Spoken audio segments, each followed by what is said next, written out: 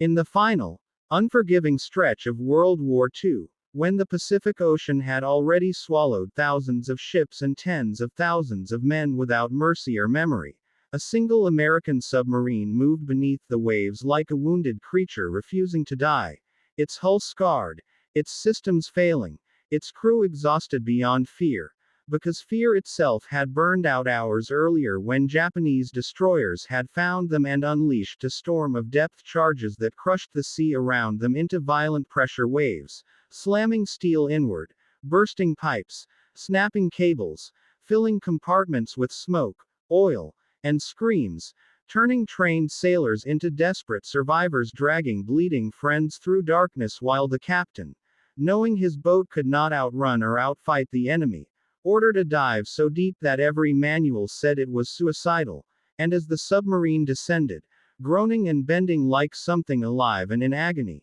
men pressed their palms against the walls as if feeling the ocean trying to push its way inside, each creak sounding like the last, each second borrowed from fate, and in that suffocating darkness, as emergency lights painted faces red and shadows swallowed names and ranks, the mission ceased to matter, replaced by a single shared thought.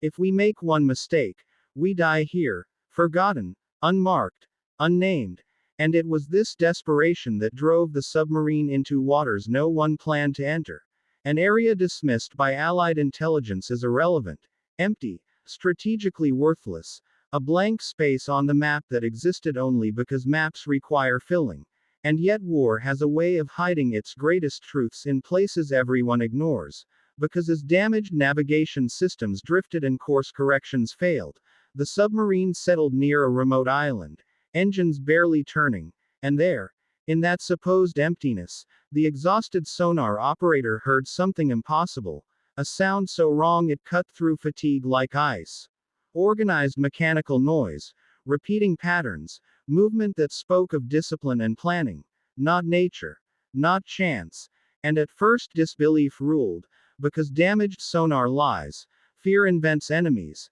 and hope clings to denial. But as minutes turned into hours, the truth became undeniable, because the sounds were too clean, too structured, too deliberate, revealing ships docking, generators running, patrols circling, defenses breathing, and suddenly the submarine was no longer lost, it was trespassing, floating wounded beneath a secret Japanese base hidden so well it had escaped the war itself, and the captain understood instantly that discovery meant death, but escape without understanding meant failure, and so he chose the most dangerous option of all. Stay silent and listen, and the submarine became a shadow beneath enemy feet, engines stopped, fans shut down, men barely breathing, as Japanese supply barges passed overhead carrying fuel, torpedoes, aircraft parts, and food, feeding a logistical hub designed to extend the war from the shadows, and inside the submarine time dissolved into something cruel and elastic, because every man lived in two realities at once,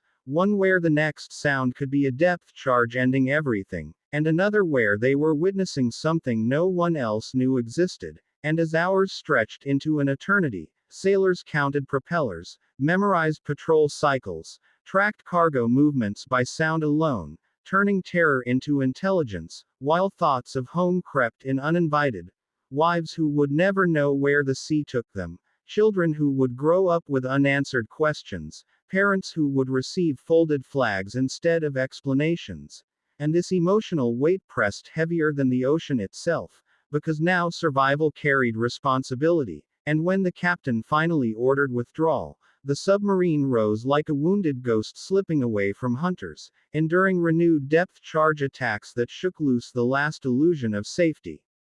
Knocking men unconscious, reopening leaks, snapping valves, yet somehow the boat endured, vanishing into deeper water where sonar lost its grip. And days later, when the submarine limped into Allied territory, its arrival barely noticed among larger victories and louder battles, the crew disembarked quietly, hollow-eyed, carrying intelligence that would unravel assumptions at command headquarters, because analysts at first refused to believe that Japan had built an advanced hidden base in such an overlooked region. But proof stacked upon proof, And soon bombers were dispatched, maps rewritten, supply lines severed, and an entire enemy network collapsed without ever knowing who exposed it. And yet history would never celebrate the submarine, because there was no dramatic battle, no triumphant attack, only a damaged vessel that survived long enough to overhear the truth. And the men aboard returned home changed in ways metals could never measure,